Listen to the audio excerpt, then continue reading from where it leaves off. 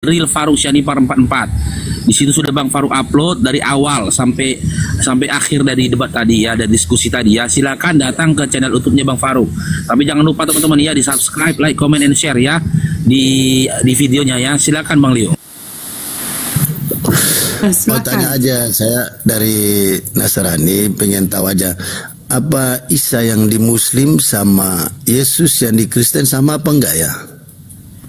Bang Zumanya kebetulan lagi menunaikan ibadah zuhur, jadi Bang Zuma bisa menjawab. Mau bertanya kepada kami atau tetap kepada Bang Zuma? Boleh. Kalau kepada Bang Zuma sama Bunda Nora aja.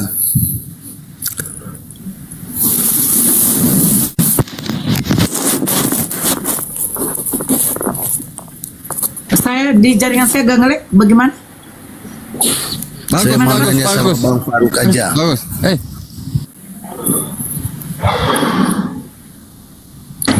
Halo. Nilai sama Bang apa nih ya? Ya Bang Leo, silakan. Iya, jadi saya mau nanya sama semuanya aja yang ada di room ini ya. Pengen tahu aja, apa Isa di Muslim sama Yesus di Kristen itu sama apa enggak ya?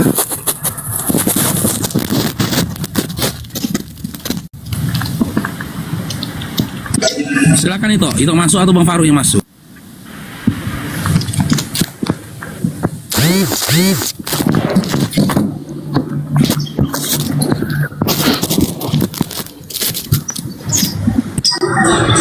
Gak dengar suaramu itu, di mute itu. Silakan itu silakan. Ya, assalamualaikum Rifa, mungkin ini. Ya, Waalaikumsalam, mungkin Uni yang mau nanggapi. Boleh. Ini Bang Zuma lagi ibadah, lagi sholat kah? Biar saya coba. Lagi sholat Uni. Ya, kalau gitu saya izin untuk suhu ya, untuk guru-guru izin untuk membantu menjawab pertanyaan saudara kita non muslim ya. Perkenalkan dulu abangku, nama saya Rifa. Saya seorang mahasiswi. Apakah Anda seorang Kristen non muslim ya? Iya, saya non muslim.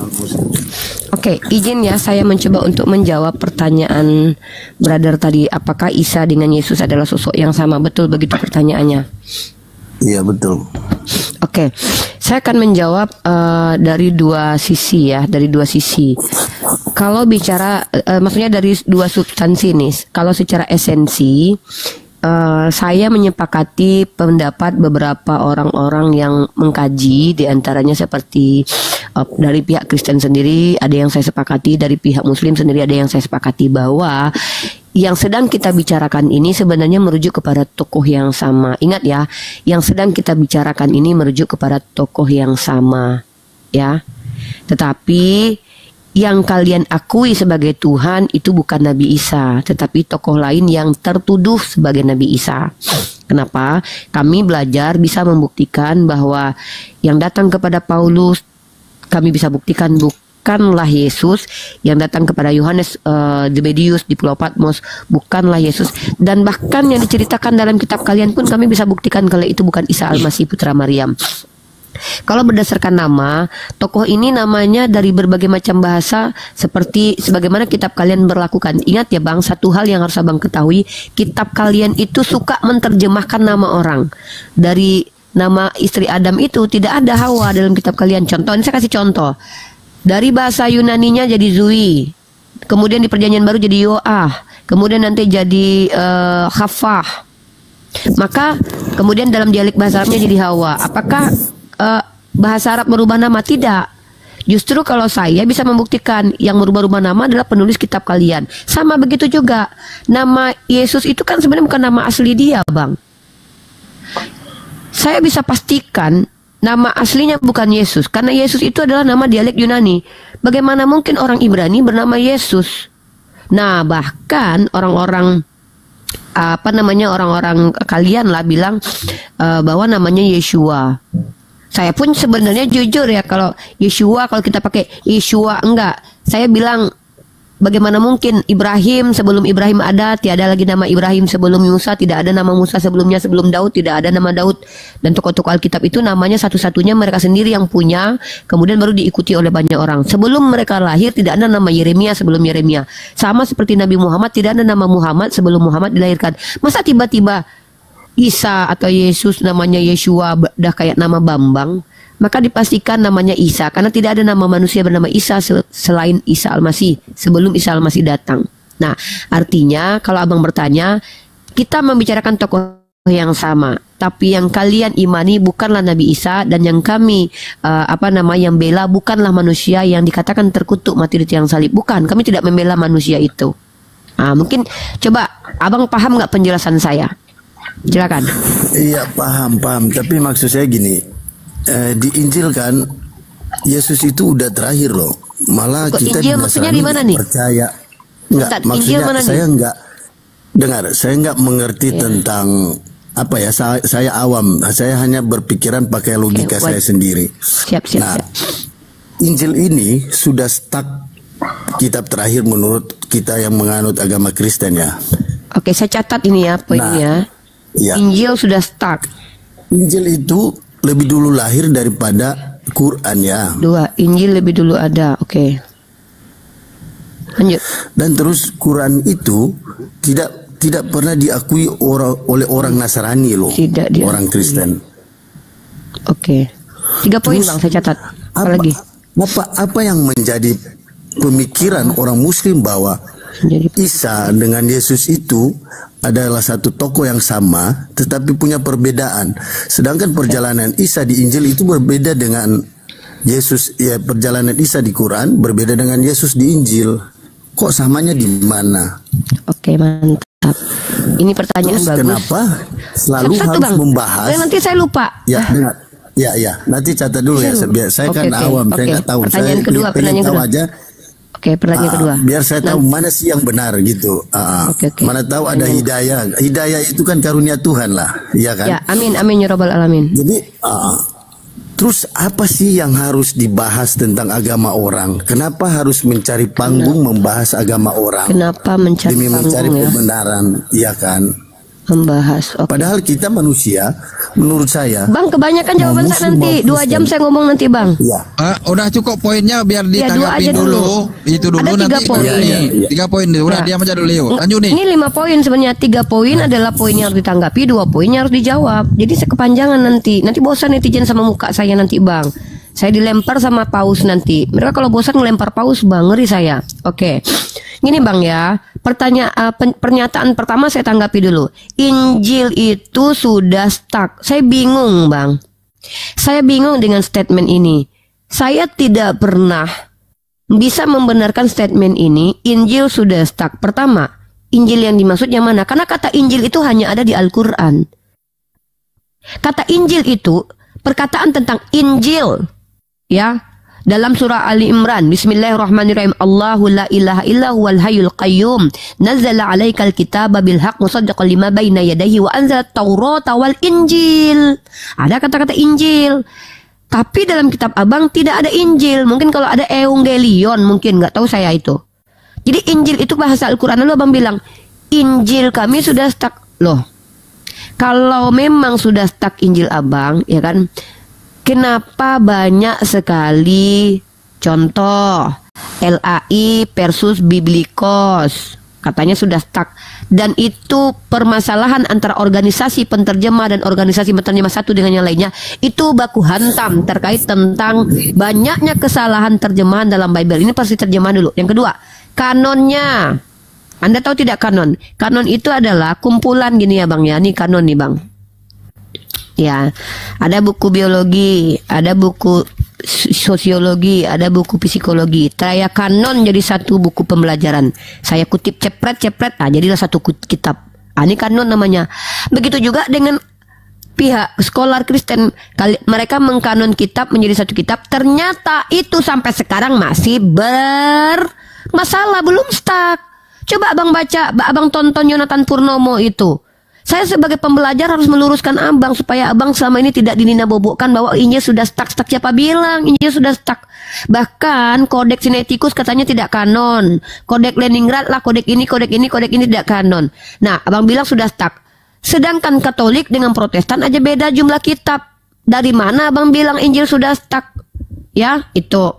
Nah, saya bingung nih. Pernyataan ini tuh sangat membingungkan. Sampai sekarang masih berdebat Saya antara orang Katolik, Kristen. jadi saya ambil perspektif Katolik. Nah, ini dia. Maka abang harus berdiskusi dengan kawan-kawan abang Protestan. Jangankan sampai kepada kami loh. Sesama Kristen aja masih berdebat tentang jumlah kitab. Oke? Berarti abang argumen pertama ini gugur. Yang kedua, Injil itu lebih dulu ada. Bang, salah. Siapa bilang kitab Injil lebih dulu ada? Sebelumnya ada Taurat. Bahkan kalau secara arkeologis, historis ya, menggunakan pendekatan ilmiah, yang lebih dulu ada itu kitabnya orang Hindu, Bang. Nah, jadi Saya nggak berbicara Taurat, saya berbicara Quran dan Injil lebih saya dulu tidak ada motong Injil. abang bicara. Saya tidak pernah motong Anda bicara. Itu saya menghargai Anda loh.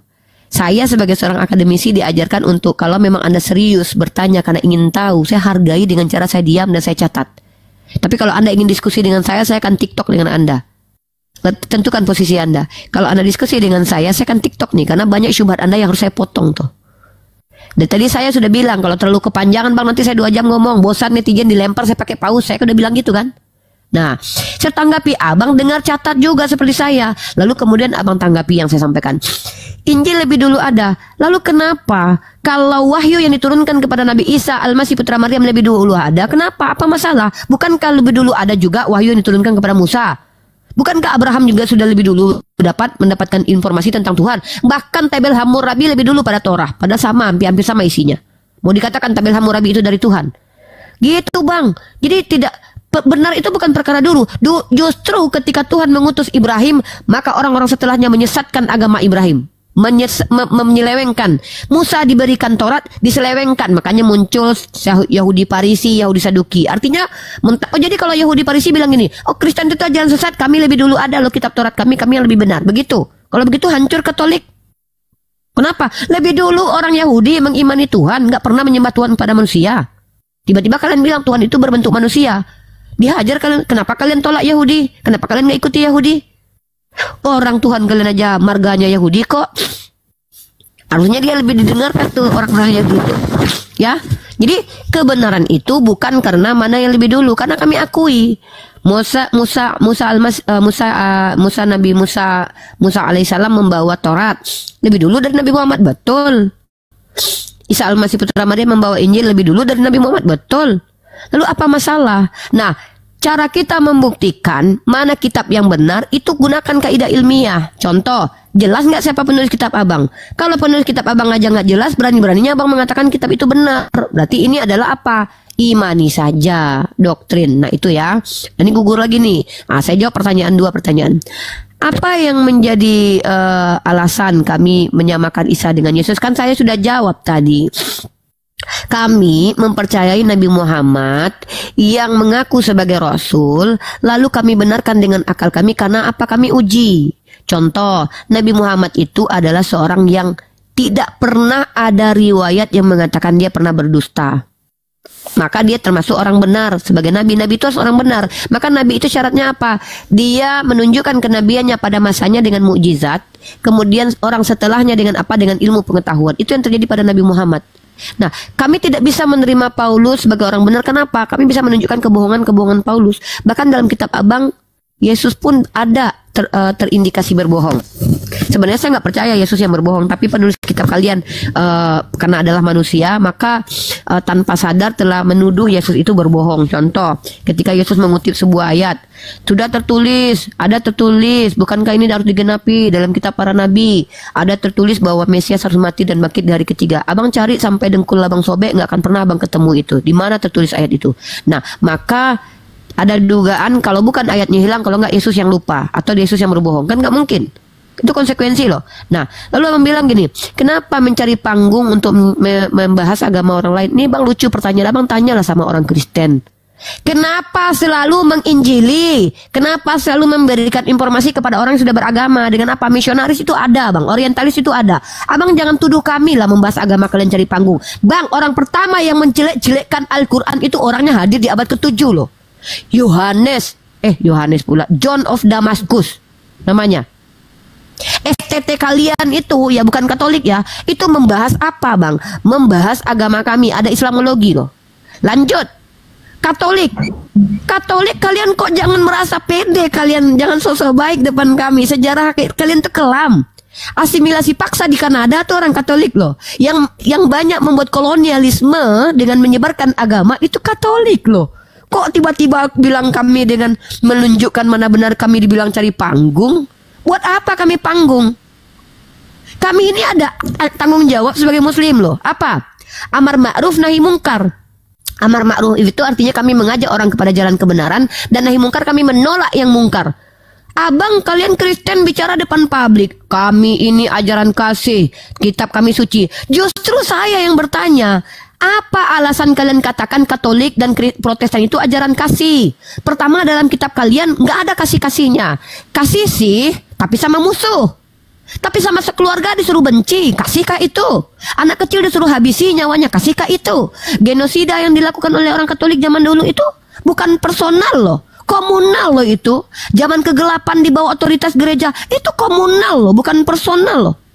Maka ketika Umar Ibn Khattab menguasai Yerusalem, damai 3 agama, baru itu rahmatan lil alamin tuh. Maka ketika Indonesia mayoritasnya Islam, tenang kalian hidup beragama, tidak ada supremasi kulit putih sebagaimana ada di Amerika itu.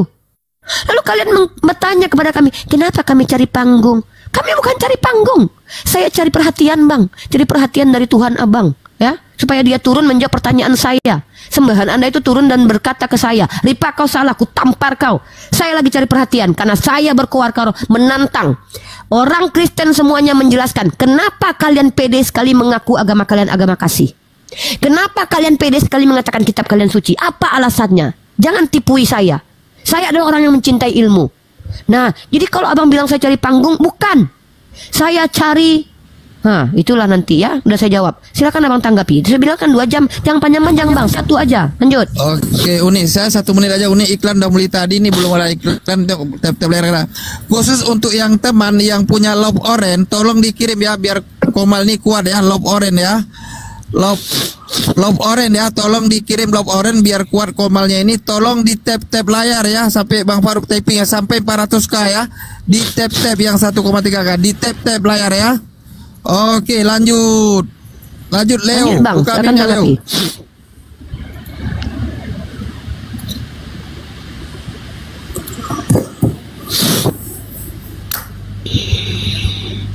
Silakan bang, kita diskusi bagus-bagus. Jangan panjang-panjang bang ya, saya kalau ngomong 2 jam bang, bosan netizen nanti bang. Dilempar paus saya nanti. Iya, maksud saya gini. Saya pola pikir saya gini. Kenapa sih selalu harus pakai logika? Allah itu buat saya segala perbuatannya itu nggak masuk dalam logika. Contoh ya, mujizat itu bisa dikatakan logika tuh enggak? Saya jawab ya. Pertama saya menjawab pakai sejarah ya. Kenapa sih kita harus pakai logika? Bahaya kalau nggak pakai logika. Apa konsekuensi manusia tidak berlogika ini bang? Saya jawab pakai sejarah. Data ya bang ya. Saya anti bicara tanpa data nih. Semua yang saya bicarakan itu hasil pembelajaran, bukan hasil halusinasi atau hasil imani saja. Ya nih. Kenapa kita harus memakai logika? Karena ini bang. Karena kalau kita tidak pakai logika, maka muncullah yang namanya dark age. Dark age ini apa? Masa kegelapan, di mana masa terjadinya kebotolan. Ya, nih saya tunjukkan sama bang. Siapa yang mengajarkan itu? Para ahli bang. Nih, ilmuwan pertama Inggris, Adelard of Bath, menjelaskan apa yang dia pelajari dari para master Arabnya dengan kata-kata berikut. Ini konteksnya bicara tentang bagaimana Muslim itu bang mengeluarkan Eropa dari zaman kegelapan. Dari para ahli Arab saya telah belajar satu hal. Apa yang mereka pelajari bang? Dipimpin oleh akal. Bang, gara-gara berakal orang Eropa tuh nggak lagi makan kotoran bang, nggak lagi melakukan hal ini bang, nggak lagi melakukan hal ini bang. Nih, tidak lagi menghukumi orang-orang pintar dengan tuduhan sihir, ahli sihir, penjahat, nggak ada bang. Nah, di sini bang, gara-gara apa? Umat Islam bang. Lanjut ya, nih Bahkan yang berhutang budi. Nah, abang baca nih. Humanisme ini bukanlah filosofi ateis seperti yang sering dipahami saat ini, tetapi berdiri dari serangkaian disiplin ilmu seperti kemampuan berbicara dan menulis, pengetahuan tata bahasa, puisi, pengetahuan beasiswa, dan penelitian teks-teks agama. Disiplin humanis ini menjadi kekuatan pendorong mendasar dari peradaban Eropa yang muncul seperti ditulis George Macdisi dalam bukunya Kebangkitan Humanisme dalam Islam Klasik dan Kristen Barat, terbitan tahun 1991. Bang, ini bang, kalau kenapa kita harus berakal? Ini alasannya bang, supaya kita tidak kembali ke zaman kegelapan bang. Makanya saya hadir, saya tidak mau membiarkan orang merusak peradaban lagi bang. Kasihan anak saya nanti bang.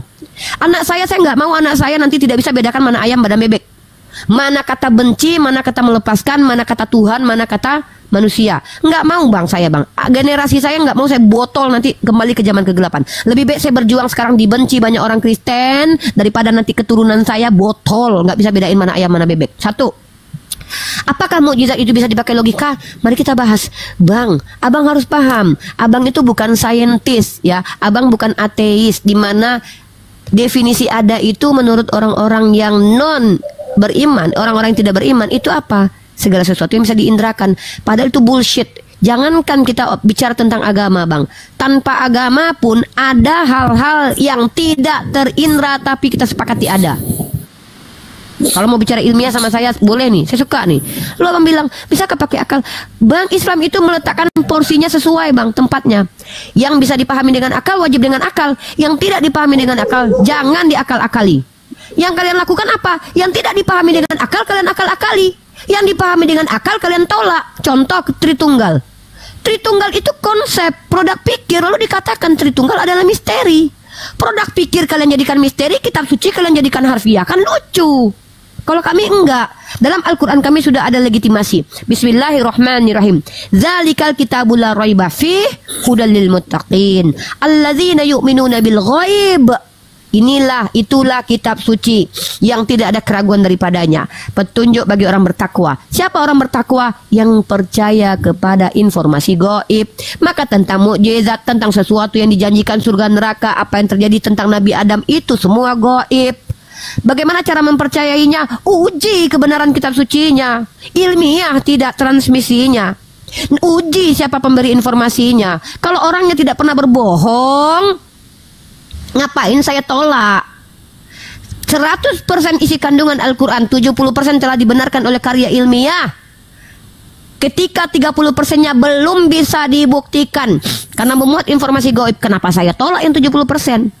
Ketika kitab kalian 100%, 99% sudah banyak sekali kontradiksi, permasalahan, nggak tahu siapa yang kanon, nggak tahu siapa yang nulis, kalian terima, imani saja. Giliran kami tunjukkan kesalahan-kesalahan dalam kitab kalian, kalian bawa-bawa itu, imani.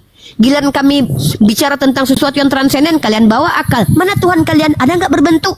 Coba tunjukkan kepada saya Tuhan kalian bentuknya kayak mana? Ada nggak saksi kenabian? Kan lucu. Kami meletakkan sesuatu pada porsinya. Sesuatu yang bisa dipahami akal, kami jelaskan dengan akal. Sesuatu yang memang tidak bisa dipahami dengan akal, kami tidak pernah melampaui batas kami. Perkara roh. Pernah nggak umat Islam menjelaskan perkara roh dengan akal? Tidak, karena ada legitimasi, ada pernyataannya dari Allah. Perkara roh itu hanya ada pada sisi kami, kata Allah. Sok tahu kalau ada orang yang bicara tentang roh. Nah kalian, Tuhan itu sendiri roh. Yang datang kepada kami Roh Kudus. Oh itu Roh Kudus. Oh itu ada Bunda Maria kami nampak kemarin. Aneh. Giliran tentang Tuhan, mana wujud Tuhan kalian? Mana saksi kenabian? Terbalik kita. Kalau kami yang bisa dipahami dengan akal, kami jelaskan dengan akal. Yang tidak mampu dipahami dengan akal, kami berdiam diri. Giliran kalian, terbalik. Yang tidak masuk akal, kalian akal-akali. Yang masuk akal, kalian tolak. Ini kalian. Saya saksi seumur hidup nih, bakalan menghadapi seperti ini terus. Saya tanya misalkannya, Bang, itu Tritunggal apa? Tritunggal adalah misteri. Loh, Tritunggal itu kan konsep bang. Iya, emang konsep kenapa dek? Konsep itu hasil berpikir bang, kok misteri? Ah, dek, emang siapa saksi kenabianmu? Lah, emang kalian punya saksi ketuhanan Yesus? Emang kalian punya? Begitu. Oh ya, saya ada GoFood nih. Izin sekitar 3 menit, saya ambil GoFood dulu. Itu bang, silakan tanggapi. Ini ada yang lain nih teman-teman saya. Bang Dewa tolong handle dulu. Kalau Bang Zuma sudah monitor, Saya apa dulu? mau tanggapi sedikit. Katanya Mbak Rifa ya, Al-Quran itu yang logika udah 70%, berarti masih ada 30% yang nggak logika ya. Bukan nggak logika, Kalau Bang, nggak bedakan saya, ya. kalau Bentar, nggak salah bentar. dengar tadi ya. Sebentar, bedakan Terus, ya. Kalau Bang, masih ada abangku, 30% yang nggak logika, abangku, dengar saya. 30% katanya itu nggak dipotong. dengar. Kan Bukan, saya abang jelasin salah. dulu, saya Abang tanggapi salah. dulu kan.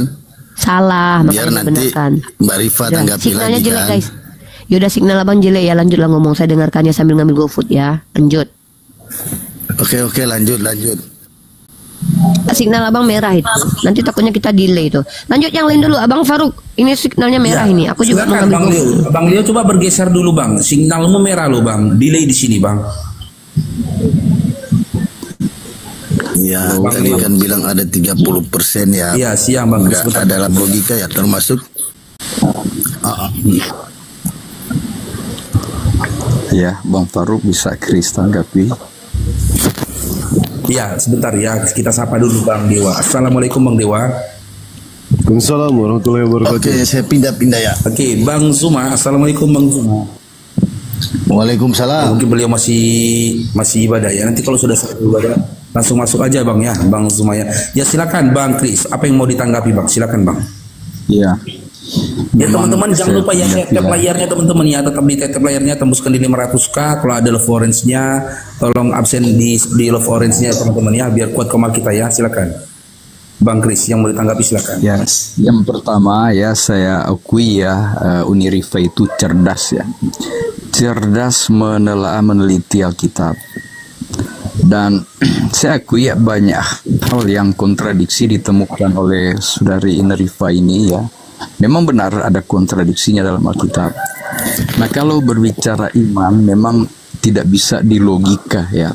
Karena iman menurut Kristen itu adalah dasar dari segala sesuatu yang kita harapkan dan bukti dari segala sesuatu yang tidak kita lihat.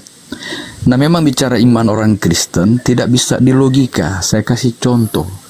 Iya diperjelas ya, dulu Yesus Bang. dan- Katakan tadi untuk Iya. Bang Chris disertakan Iya. datanya Bang. Iya. Bang Faruk paham kitab Ibrani yang Anda sampaikan tadi, tapi ketika menyampaikan sesuatu itu tertulis dalam kitab Ibrani begitu Bang. Jadi biar teman-teman di bawah nyimaknya seakan-akan yang Abang sampaikan Oh, iya, itu maaf. belakang. Saya Silakan. Eluknya tapi hafal isinya gitu aja.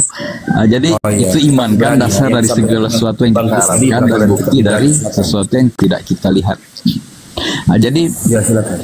kalau bicara contoh ya, kalau bicara Yesus dan Maria memang tidak masuk akal. Tuhanku kok anakku, itu tidak bisa dilogika.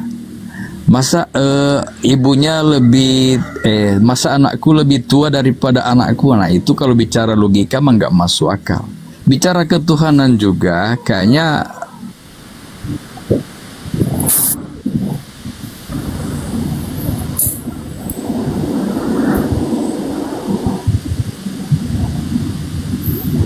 Halo Bang Chris, silakan Bang Chris, dilanjutkan Bang narasinya Bang. iya. Halo Bang Chris, silakan Bang Chris, dilanjutkan Bang narasinya. Iya. Nah, jadi Dilanjutkan Bang narasinya. iya. Nah, jadi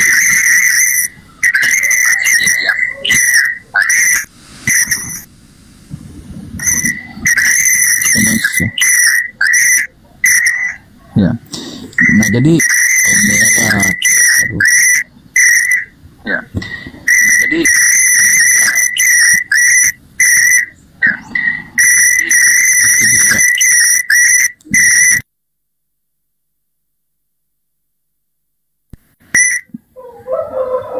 Noise Bang, Abang noise Bang Chris.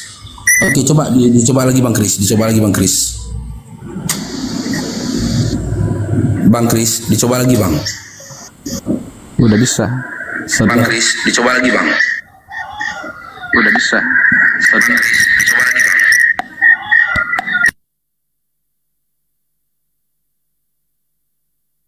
Ya silakan Bang Leon. Aduh, giliran Bang Leon yang sinyalnya merah ini, aduh kacau gitu ini.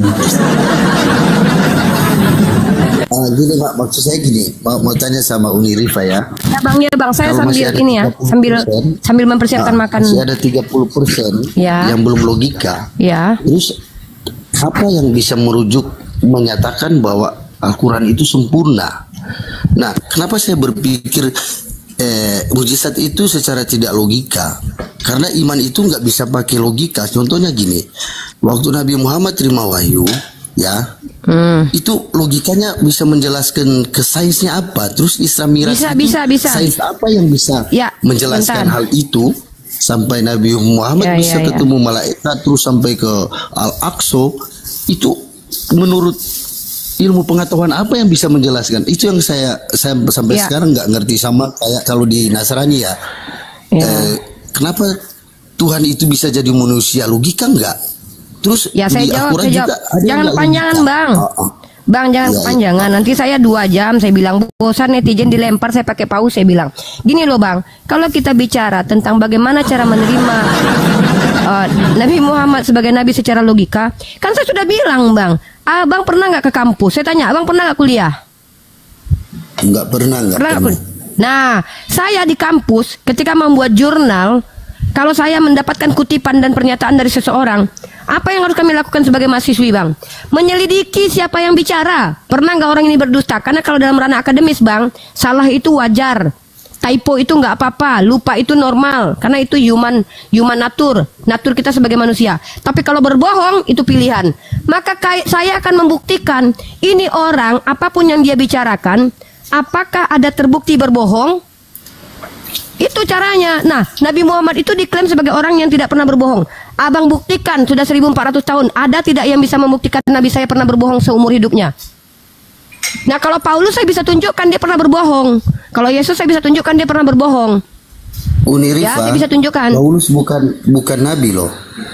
Nabi, abang nggak tahu aja kitab abang. Coba abang baca dalam Kisah Para Rasul pasal kedua itu, pasal ke-32 ya, nomor 1 kalau nggak salah tuh. Paulus itu rasul loh. Aduh, baca kitab abang dulu. Kisah Para Rasul pasal 2. Hanya ada 12 rasul, bukan Aduh disebut bang, kenabian. Rasul, abang baca dulu ayatnya. Bang Faruk, ada nggak yang bisa kalau bantuin? Unirifa bisa tunjukkan ayatnya, coba tunjukkan. Yaudah, sip. Bentar saya cari ini. Ya, bentar. Saya tahu. Ya, bentar. Saya tuh sambil 12 rasul itu disebut nabi. Ya ampun, 12 rasul itu nggak ada Paulus di dalamnya, Bang. 12 rasul itu nggak ada Paulus di dalamnya. Ya ampun, abang lagi abang menunjukkan ketidaktahuan abang. Nih saya tunjukkan kalau Paulus itu nabi. Makanya saya pengen tahu, karena nggak tahu kan gitu. Saya kan bertanya di sesi ini.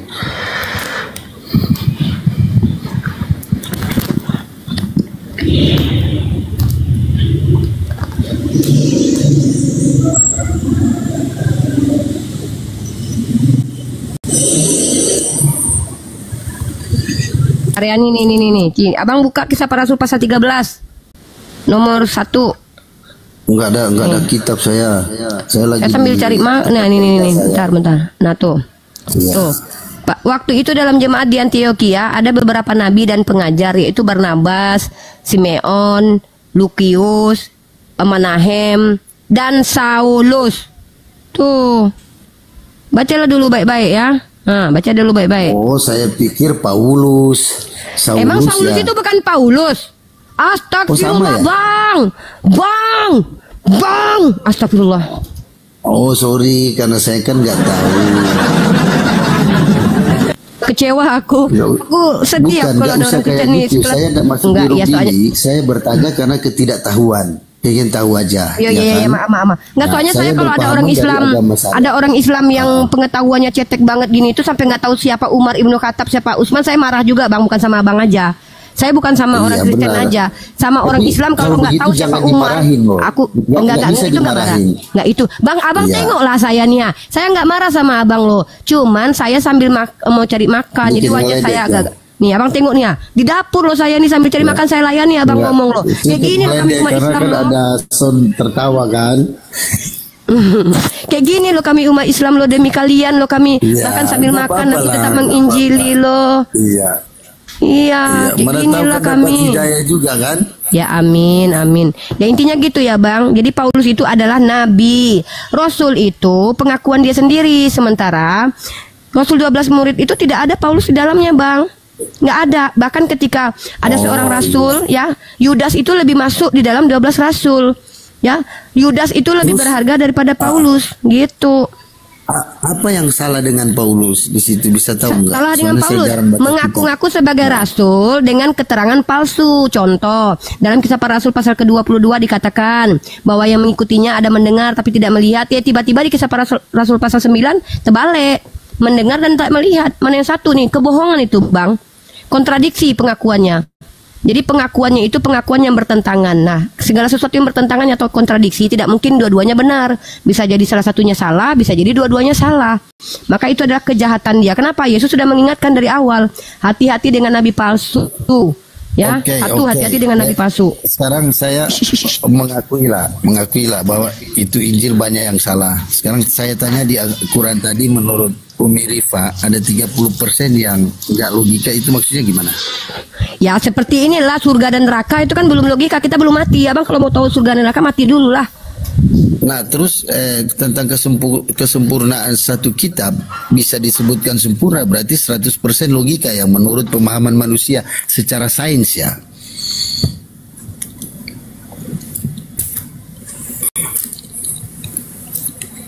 Halo Uni Rifa.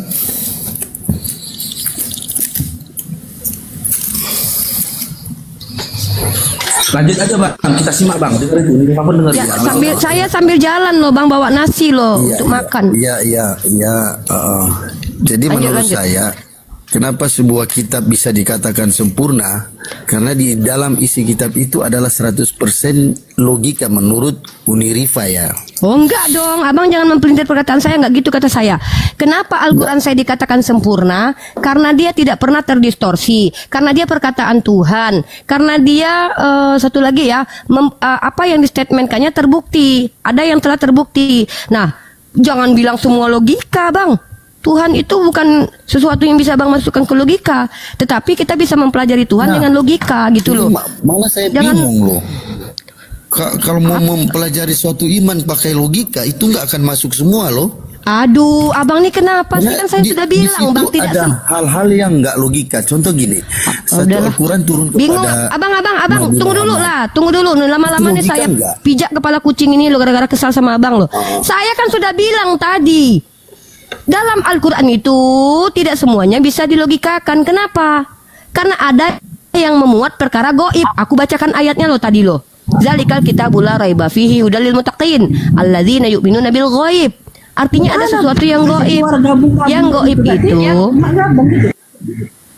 Yang goib itu belum bisa kita logikakan, belum bisa kita uji, belum bisa kita buktikan, belum bisa. Ya, aku harus ketemu dulu sama bentar. Aku harus bertemu dulu dengan Nabi Ibrahim untuk mengkonfirmasi. Nabi Ibrahim, apakah engkau orang Yahudi? Apakah engkau kenal si A, si B, si C? Nanti setelah kematian. Nah, itu yang disebut dengan perkara gaib. Bukan berarti tidak bisa dibuktikan, tetapi belum terbukti karena aku belum mati. Nanti setelah kematian semua informasi tentang Al-Quran akan secara utuh aku dapatkan bahwa itu betul-betul ada. Semua yang diceritakan Allah itu ada. Kenapa? Perkara tentang Nabi Isa, bisa lo kutanya Nabi Isa. Nanti kalau kecuali Nabi Isa turun. Jadi gitu loh bang. Jadi jangan abang pelintir perkataanku. Kami tidak pernah mengklaim bahwa seluruh isi Al-Quran itu bisa dilogikakan. Kan udah aku jawab tadi, kami meletakkan sesuatu pada porsinya. Yang bisa dipahami dengan logika, kami pakai logika. Yang tidak, kami tidak paksakan, kami berdiam diri. Kata Uni, agama Islam itu harus dicerna pakai logika. Oh jelas. Berarti cerna dong keseluruhan 100%-nya, nggak bisa harus ada tertinggal 30%. Ini pemikiran awam saya ya. Saya yang kurang mengerti, tapi dari perspektif saya itu kok kenapa harus seperti ini? Maaf ya abang, itu masalah selera ya. Enggak, saya itu masalah selera. Kalau Anda ingin semua kita pakai logika Anda, bentar. Saya bicara dulu. Iman ini sakral. Bentar dulu. Saya bicara. Selera. Saya enggak, abang bicara pakai selera barusan. Tiba-tiba abang bilang iman itu sakral, nggak pakai selera. Anda bicara pakai selera barusan. Kalau Anda selera yang memberikan parameter. Selera perempuan yang model gini, model gitu, itu saya nggak suka kalau ini udah nggak ini. Saya lagi ngomong aja jangan potong. Anda sudah salah besar loh.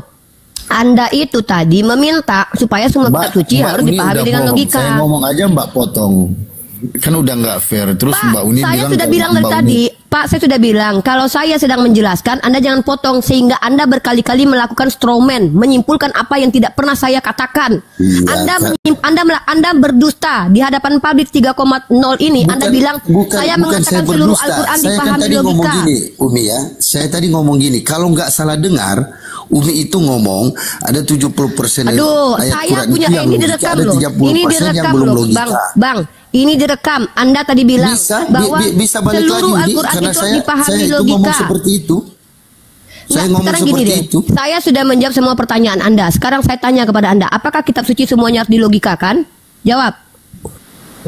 Kalau dalam iman Kristen, menurut saya itu nggak bisa dilogikakan karena. Oke, kalau begitu Tuhan Anda memberikan pengajaran kepada orang yang berakal, tapi akal tidak perlu dipakai. Maksudnya Tuhan Ketika memberikan Tuhan Anda hikmat, mengajarkan, hikmat, Tuhan Anda dengar dulu, Anda tanya, saya jawab, kok Anda nanya lagi gimana sih? Saya tanya, ini pertanyaan yang jelas ya, clear ya, Ya, jawab sesuai dengan pertanyaan. Pertanyaan saya di awal sudah Anda jawab yang pertama. Yang kedua saya tanya lagi nih. Ketika Tuhan memberikan pengajaran kepada manusia, padahal manusia itu berakal, maka Tuhan tidak mengharapkan kita menggunakan akal. Jawab. Kalau dalam kitab saya ya, kebanyakan Yesus itu memberikan pengajaran sebuah perumpamaan ya. Ada yang bisa dicerna secara logika, ada yang enggak. Karena contoh gini, dikatakan Anda bagai benih dibuang di semak-semak, sebentar percaya, sebentar enggak, dan nanti mati terhimpit dengan semak-semak. Itu adalah sebuah pernyataan yang hanya perumpamaan. Nah, logikanya seperti apa? Apa saya benih terus dibuang di situ, sebentar percaya sebentar enggak? Jadi menurut saya iman Kristen itu mengacu pada hal yang enggak logika, karena perbuatan-perbuatan di situ enggak bisa dicerna pakai logika, pakai pemikiran manusia. Saya nanya, Allah menciptakan langit dan bumi pakai logika enggak?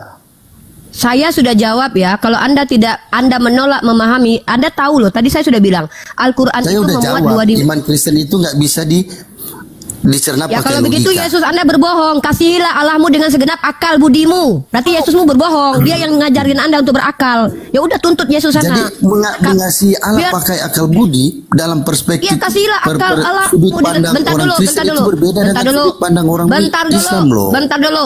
Kasihilah Tuhan Allahmu dengan segenap akal budimu. Lalu kau bilang bahwa kami ini tidak perlu menggunakan akal, nggak bisa diakali, sementara ada konsep Trinitas. Hei, konsep Trinitas itu produk akal. Sejak kapan konsep itu produk Alkitab? Konsep itu artinya adalah penjewantahan atau abstraksi dari apa yang ada dari pemikiran manusia. Lalu Anda bilang kami tidak bisa menggunakan akal. Saya sudah menjawab dari tadi. Diam dulu, saya ulangi. Diam dulu. Saya mau nanya. Saya tanya, itu konsep artinya apa? Konsep itu produk akal. Tahu? Di sini saya mengatakan perbedaan Kristen dan Islam. Tritunggal konsep.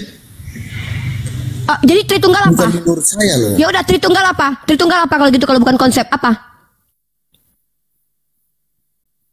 Jangan menipu kami lah. Depan kami itu kalian sok-sok baik di awal, kami ingin tahu mana tuh dapat hidayah.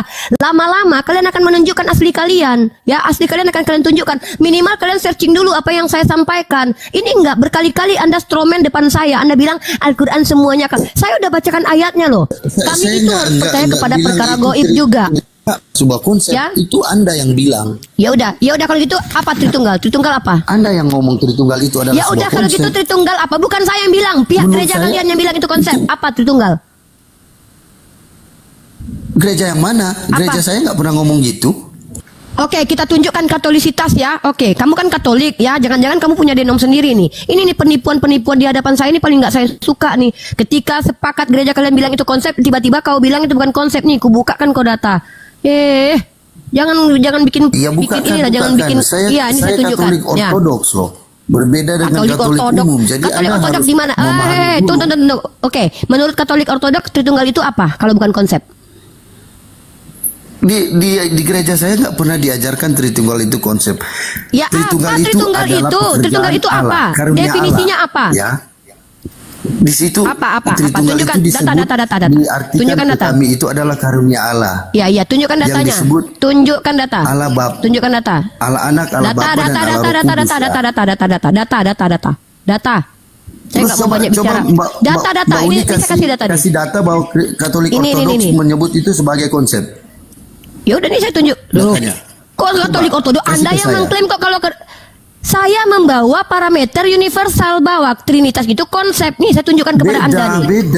Beda. Loh, itu bukan urusan saya. Anda kasih data di sini mana? Kalau gereja Ortodoks Katolik itu mengatakan kalau Tritunggal bukan konsep, mana datanya? Anda yang buat klaim kok.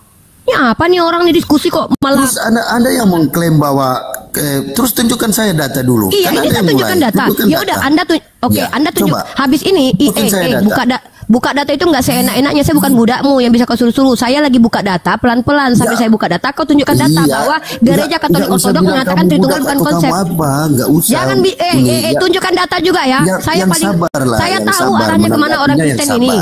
Mana data? Saya dari tadi sudah sabar menghadapi kau, tapi kau udah banyak menipu saya dari tadi ya. Kau bilang Tritunggal bukan konsep, oke ya?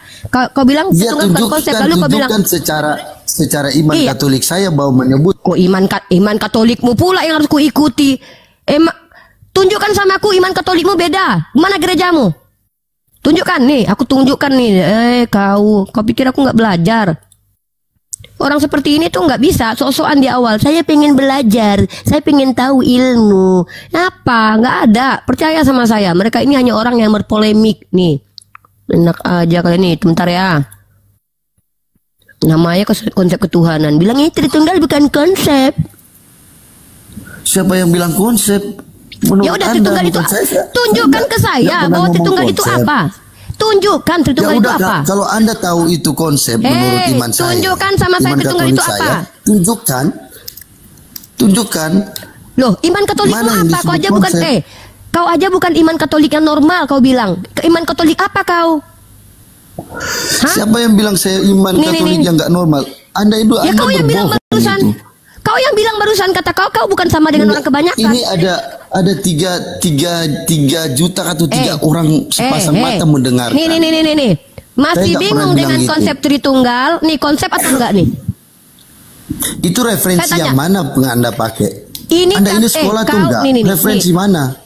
Ini menjawab dari Kristen. Sekarang ada banyak buku, yang berbeda. Satu data kau tunjukkan kalau Tritunggal bukan konsep. Ambil referensi daripada tunjukkan data. Iya, kau udah kau bahwa Anda benar. Ini ditulis sama Claudia Jessica. Sekarang saya tanya, saya salah. Besarkan dia, tunjukkan data. Tunjukkan data kalau Tritunggal bukan konsep menurut gereja kau. Bang Leo begini ya. Ketika Uniripa membawa satu tesis, ente tidak percaya kalau Tritunggal itu adalah satu konsep, berarti ente harus mempersiapkan yang namanya antitesisnya. Silakan besarkan kalau misalkan ente tidak bisa membuktikan kepada kami. Sebentar bang. Sekarang tunjukkan kepada kami kalau Tritunggal itu adalah bukan konsep. Bang Faruk, besarkan dia Bang Faruk. Besarkan dia, tampilkan data. Kita di sini sama-sama menampilkan data. Soalnya udah capek. Jangan begini Bang Dewa. Banyak kali ceritanya. Baik. Jangan begini Bang, tunjukkan datanya. Kita tidak bicara. Baik, selesai sudah ya. Bang Faruk, cari yang lain Bang. Dia sudah mengakui iman dia tidak bisa dicerna sama logika. Makasih selesai ya sudah. Semuanya. Baik, makasih. Bang Leonardo, terima kasih banyak ya. Baik, terima kasih. Ya, konklusi ya. Aja, Bang Faruk. Bang Dewa, konklusi. Pertama, penipuan yang dilakukan oleh umat Kristen pertama adalah dengan menyamar ya, dengar ya, sok-sok baik depan kita mencari ilmu pengetahuan. Tapi yang dilakukan apa? Ketika kita sudah tampilkan semua data, yang dilakukan apa? Berkelit lidahnya bercabang seperti ular beludak. Di mana saya buktikan bahwa dia seperti ular beludak? Kalau kebenaran nggak pernah neko-neko, bro. Nggak neko-neko apa? Tritunggal itu aja udah neko-neko kok. Menipu kau bilang. Kau aja menipu. Kau tadi bilang kau bukan gereja Katolik yang biasa. Kau gereja Katolik Ortodoks. Coba tunjukkan gerejamu apa? Gereja mana itu gereja Katolik Ortodoks? Coba aku catat ini. Aku cari tahu nih. Gereja Katolik Ortodoks. Mana kau? Gereja Katolik Ortodoks itu tidak pernah menerima bohong kau. Di mana gereja Katolik Ortodoks? Ya. Mana gereja Katolik Ortodoks? Di mana? Apa namanya? Di mana? Di tempat saya. Ya, apa namanya? Apa namanya? Apa nama gerejanya? Di mana lokasinya? Di mana lokasimu? Saya di Manado. Ya, apa nama gerejanya? Nama gerejanya apa? Nama gerejanya Kristus Raja Ortodoks. Kristus Raja Ortodoks. Nanti ku cek ini ya. Oke, siapa pendetanya? Kok pendeta? Ya, nama pendeta, pastornya siapa? Uskupnya siapa? Atau patriarknya siapa? Suka-suka kau lah. Siapa namanya? Petingginya? Kalau uskup saya nggak tahu ya. Kalau pastor saya yang sering pimpin ibadah itu Mandagi. Mandagi. Nama aslinya siapa? Biar ku cari nih. Aku pengen membuktikan kau bohong atau Saya enggak. nggak tahu Mandagi karena apa? saya datang beribadah cari Tuhan, bukan cari pastor atau cari siapa-siapa. Saya nggak pernah nanya. Gurumu Karena aja saya kau hanya nggak datang tahu. Kau bilang beribadah pula sudah kau lebih tahu selesai. Tuhan. Ini ya kenapa aku bilang penipuan-penipuan yang Saya sering nggak dilakukan pernah oleh umat. bilang saya lebih tahu Tuhan loh Uni. Saya nggak pernah bilang bahwa saya kau lebih bilang tahu kau Tuhan. mencari Tuhan, tapi kau nama pendetamu aja kau nggak tahu. Kenapa kau masuk ke gereja ortodok kalau kau lebih bisa tahu tanpa pendetamu? Ini aku tanya pendetamu itu untuk apa? Supaya membuktikan kalau kau itu nggak berbohong. Kau bilang kau itu Kenapa bukan saya harus- Katolik. Dengar dulu, saya ini seorang mahasiswi loh. Paling anti depanku ada orang yang mengklaim dirinya tetapi berbohong. Kenapa? Orang yang berbohong Emang itu IP pilihan berapa dan sengaja. kelulusanmu Uni? Apa urusannya denganmu? IP ku apa urusannya denganmu? Apa urusannya denganmu IP ku? Kau yang berbohong, aku nggak pernah berbohong. Kau lihat di PDDT nama aku ada atau enggak? Kenapa bilang kamu mahasiswi bawa mahasiswi? Ya karena saya seorang Emang mahasiswi, sepintar artinya apa saya lu? adalah orang yang belajar, tidak mau dibohongi sama orang-orang yang mengaku bahwa kami ini gereja Katolik Ortodok tidak mengatakan kok kalau Tritunggal itu adalah konsep. Jangan-jangan kau aja Ya, tunjukkan memang pendetamu begitu. pernah Terus berkata. apa? Ya Terus apa tunjukkan yang salah? datanya, buktinya mana? Apa yang salah di Buktinya situ? mana? Buktinya Bukan mana? menunjukkan data Buktinya daripada mana? referensi buku-buku, bukan pada Buktinya kitab. mana? Mana buku mana? Tunjukkan dalam buku bahwa Katolik Ortodok menolak bahwa nggak Tritunggal salah konsep.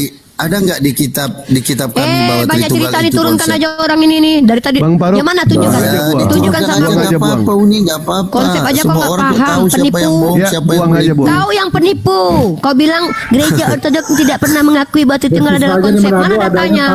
Paroki Kristus saja. Saya bicara pakai Iya. konsep keimanan saya loh yang panas. Gimana sih? Konsep keimanan. Ortodok. Paroki itu Katolik. Penipu. Udahlah, aku paling pantang ditipui ya. Nggak ada cerita umat Islam itu kan mudah ditipui. Ini nih kami nggak mau nih. Inilah kenapa kami berdebat terus. Kenapa? Banyak orang-orang yang mengajarkan agamanya dengan model tipu-tipu. Depan tadi dia bilang, saya ingin tahu. Saya sambil bawa nasi loh ngajarin kau. Lalu kau logical fallacy, kau stroman. Kau bilang, si Ripa mengatakan bahwa semua kitab suci harus pakai akal. Lalu kau bilang, menurut saya yang awam ini memahami kitab suci pakai akal. Hancur sudah kitab kau. Sejak kapan bisa pakai akal Tuhan melayang-layang di atas air itu? Jangan tipu-tipu kami lah. Apalagi aku lagi lapar. Kau nggak tahu kalau aku sedang lapar, aku pengen hisap ubun-ubun orang, tahu kau? Ya, oke, mantap. Aku lucunya Dewa. Uni, satu aja. Dia moderator juga, nurunkan orang. Bang Faruk yang jauh dari perangkap dipanggil. Bang Faruk, turunkan orang. Bang Faruk, turunkan orang. Padahal moderator lu Bang Glenn. Apa susahnya ditekan? Nggak, Dewa, walaupun moderator tidak pernah menurunkan, tidak pernah Ya kan menaikkan. lucu, bukan lucunya gitu. Bang Faruk jauh dari perangkap dipanggil. Bang Faruk, mau ketawa, maka nggak yang sengaja nggak kuturunkan. Uni Rifa wajar, apa ini lagi sibuk dia. Ya, baik. Siap. Uni, makan dulu, cuci muka dulu ya. Itu nggak konsen tadi. Jangan sampai yang namanya kepintaran Uni itu dikalahkan dengan amarah Uni. Ya. Kalau pas Karena Uni Dewa makan tahu. langsung lembut. Kalau nurun suruh panggil Bang Faruk, turunkan. Cari orang lah dulu. Bang Len, tenang, kita cari dulu domba. Biar siapa tahu yang bisa apa ini. Agak jangan potong dulu, Bang Dewa belum selesai ngomong. Oh ya, udahlah lanjut. Uni dukung Bang Dewa. Ya udah cari aja Kristen yang lain apa-apa. Ya. Karena Dewa tahu kalau Uni Ripa pakunya sudah dicabut, ngeri ini. Silakan cari yang lain.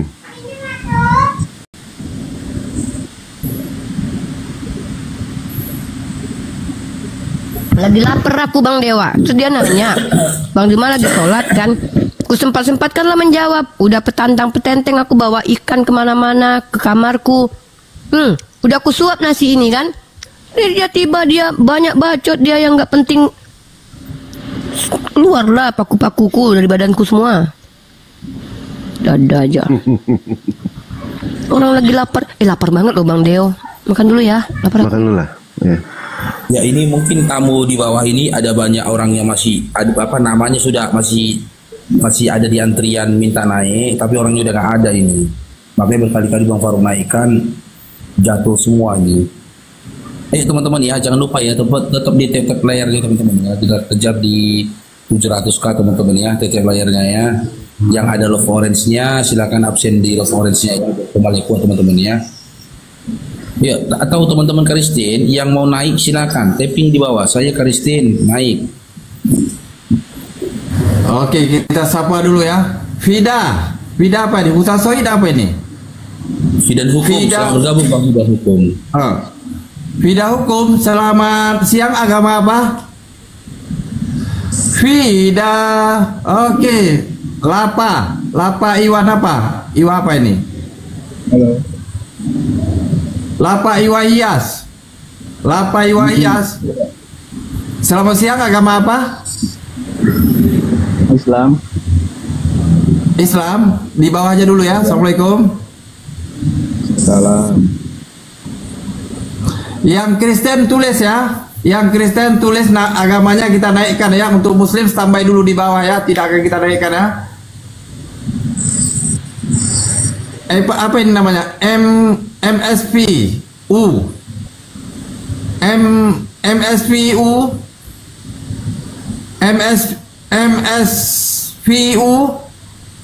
Nah. Apa yang mau digas? Gas. Ini apa? Korban PHP. Korban perasaan. Selamat siang.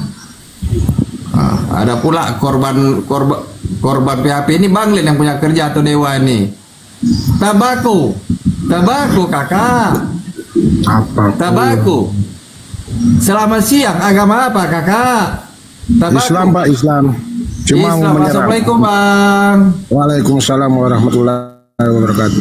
Cuma mau menyerangkan saja kalau ini. Ferry. Siapa yang nurunin tuh? Saya turunkan biar cepat kita naikkan. Ferry. Hey, halo. Halo, selamat siang. Agama apa? Halo, selamat siang. Agama apa? Oke, selamat siang. Agama apa? Saya sapa dulu pakai bahasa Arab ya. Assalamualaikum. Agama apa? Saya nggak mau bicara agama, tapi yang jelas saya pengikut Kristus. Udah di bawah aja. Ikut kau nggak tahu kau bilang turun di bawah aja. Assalamualaikum. Berat. Tadi. Iya, bawah aja.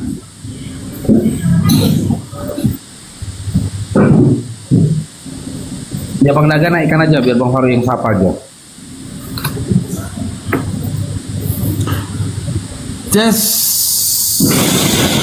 Itu udah si Christian udah. Si Christian itu. Bentar ya, di bawah aja dulu ini.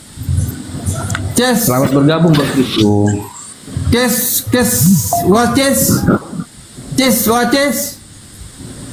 Selamat siang, agama apa? Oke, Christian aja dulu. Selamat siang. Ya, silakan oke, Bang Christian. Udah bagus sinyalnya aja Bang Christian. Udah bagus sinyalnya tadi. Bagus tadi noise. Udah. Tadi noise sekali. Lanjut. Ini enggak lagi ya? Ya silakan. Apa narasi yang mau Ya, saya kan tertarik dengan komal-komal Islam, justru bahas Alkitab ya. Terus di 2 Timotius 3 ayat 16 dikatakan, segala tulisan yang diilhamkan Allah memang bermanfaat untuk mengajar, satu, menyatakan kesalahan, untuk memperbaiki kelakuan, dan untuk mendidik orang dalam kebenaran. Jadi berarti ini kan tulisan Paulus 2 Timotius 3:16. Ya berarti semua yang tertulis dalam Alkitab dan Perjanjian Lama Baru berarti ilham Allah. Ya Bang Kris, halo Bang Kris. Ya, saya mau nanya. Coba dikomparasi Bang dengan 2 Korintus 11 nomor 17 Bang. Ya, gimana? 2 Korintus 11 nomor 17 komparasi Bang. Kan tulisan Paulus juga itu Korintus Bang. Oh iya.